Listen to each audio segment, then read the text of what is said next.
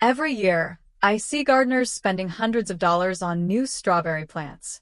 They order expensive plug plants, buy bare root plants from garden centers, or replace old beds with new varieties. But here's the thing. If you already have one healthy strawberry plant growing in your garden, you may never need to buy another one. One strong mother plant can produce enough runners to create an entire new strawberry bed. In many cases, you can get 10 or even more healthy young plants from a single mother plant during one growing season. Today I'd like to show you one simple trick we've been using for years to get as many runners as possible. It's incredibly easy, but surprisingly few gardeners know about it. Before we get to the trick itself, let's talk about which strawberry plants you should use. Not every strawberry plant is a good candidate for propagation. The best runners almost always come from plants in their first year. Young plants are much more vigorous. They naturally produce more runners because they're still building their colony rather than simply maintaining themselves. If you found a variety that produces large berries, tastes amazing, survives winter well, or stays healthy throughout the season, that's the plant you want to multiply. Remember, every runner is a clone of the mother plant. You're not growing something new from seed. You're creating another copy of the exact same variety that already proved itself in your garden. Now, let's look at this strawberry row. Most of these runners have already been removed once. You can see that there are only a few left, and some new ones are already beginning to grow again. This is exactly where our little trick comes in. Most gardeners cut every runner as close to the mother plant as possible. It seems neat and tidy, and that's how many people think it should be done. But we've learned that cutting everything off isn't always the best option. Instead of removing the runner completely, we intentionally leave a very small section attached to the plant. Usually there's a tiny leaf or a small growing point left behind. It doesn't look important at all. In fact, if you weren't paying attention, you'd probably cut it off without even noticing it. But after a short time, something interesting begins to happen. From that tiny remaining node, the plant often produces another runner. You can already see it here.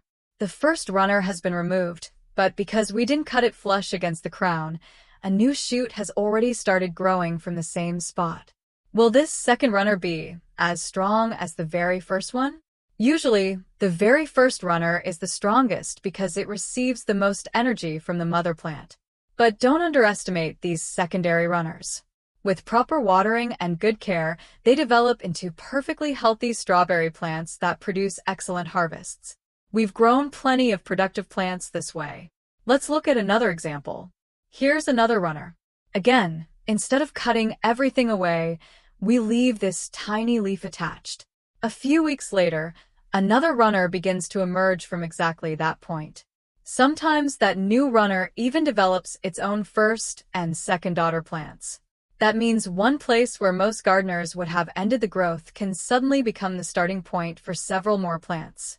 If your goal is to expand a favorite strawberry variety, those extra runners make a huge difference. Of course, pruning alone isn't enough. If your strawberry plants are stressed from drought, they won't produce nearly as many runners, no matter how carefully you cut them. Consistent watering is probably the most important part of this entire process. When the soil stays evenly moist, the plants continue producing vigorous new growth throughout the season. We also like giving them a light feeding while they're actively producing runners. It doesn't have to be anything expensive. Even a simple balanced fertilizer or a foliar feed can help support healthy leaf growth, and healthy plants almost always produce more runners. Another thing I want to mention is that you don't need to save every single runner. It's much better to produce 10 strong plants than 20 weak ones. Always choose runners from your healthiest mother plants.